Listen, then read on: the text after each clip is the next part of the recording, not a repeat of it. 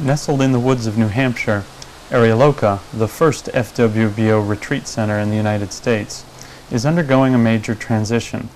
After 8 years, Manjuvajra, the chairman, has passed on running of the center to a team of order members and will be leaving for a 6-month break in England and Spain. This marks the end of an era for the FWBO in New England. Manjuvajra, Punya, and Vajradaka came over to the United States from England in 1980. Manjuvajra made the move to the country and set up Aryaloka as a place where people could come and experience a taste of Buddhism. I travelled in the States, around the States, going to various Buddhist centres, and I discovered that many of them had actually started with retreat centres. It seemed as though in the States people were a lot more prepared to go on retreats as an initial contact. Whereas in England we'd started really from city centres, and then the people in the city had felt the need to go away to the country on retreat. So we'd start having retreats, and then only after a number of years did we actually get a retreat centre.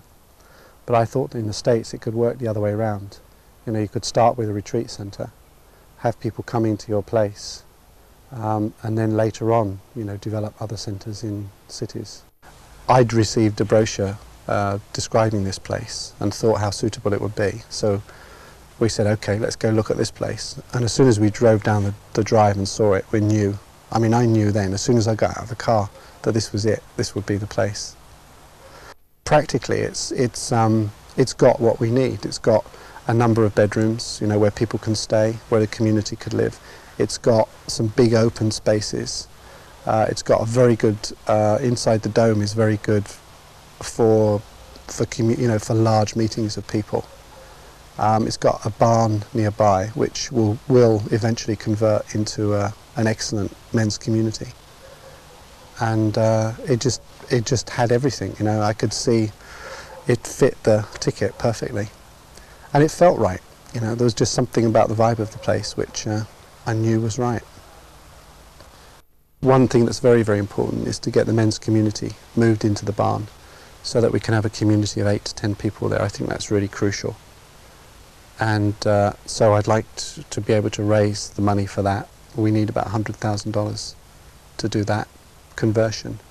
Once we've got the money, we've already got the planning permission and the plans and so on, we could go ahead and do it. That will make the whole place a lot stronger, I think. It will free up more space in the main building so that we can have more retreats. And so I'd just like to see us have more retreats, more substantial retreats. We've got solitary retreat facilities here now, so people can do solitary retreats. And we'll continue to do our weekly classes. But eventually I probably see those moving somewhere else so that this just becomes a retreat centre and we have more longer retreats.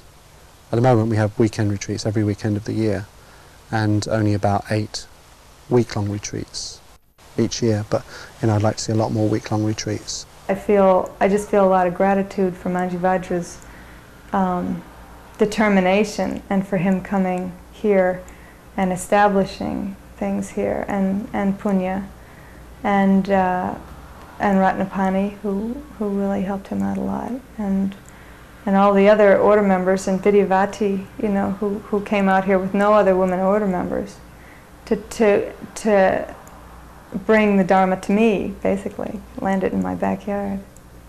I've been involved in various mostly Zen groups in North America since the late 60s, and there seemed to be something distinctly different about FWBO that made me think that the movement might really have something to offer to North American Buddhism. To have a taste of spiritual community is maybe the most exciting of all the things the FWBO brings, particularly perhaps for people who've been involved in other Buddhist movements or settings. When they encounter the FWBO, I think they encounter a sense of Sangha that they may have not felt before.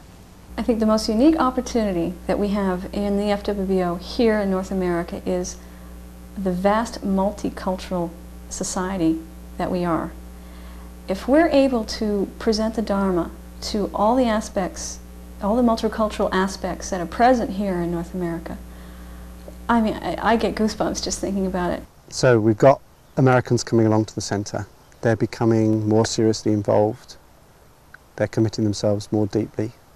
And if things continue like this over the next few years, I don't see why we won't have a few American order members. And once we've got a few American order members, then we're really getting ourselves established.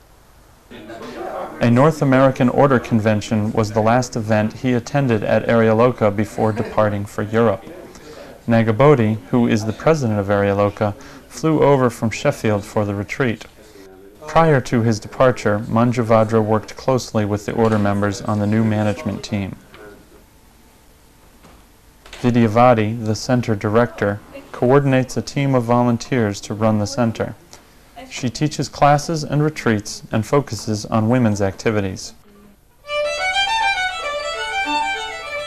Buddhapalata is constructing a cabin for solitary retreats on the grounds of Aryaloka. He also maintains the structure of the three-story geodesic domes.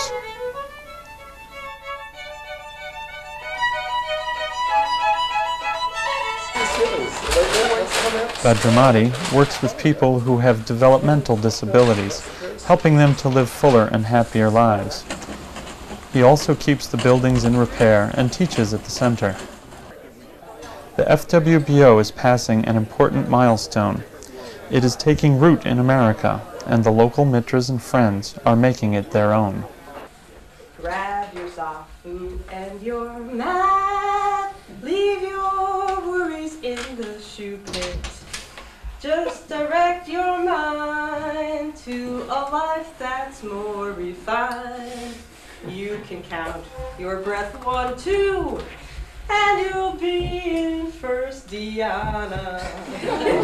Life would be so great if you'd only meditate. I'm going round on the wheel. Think my cravings are real, but I've nothing to gain, 'cause life's suffering and pain. If I put my mind to work, then I'll surely win stream entry. I'll become my karma by practicing the Dharma. Try to hear what I am saying. Death is in the wings and waiting. It will come for you, so decide what you will do. Will you live the American dream, or wade out into the stream? Just eat, drink, and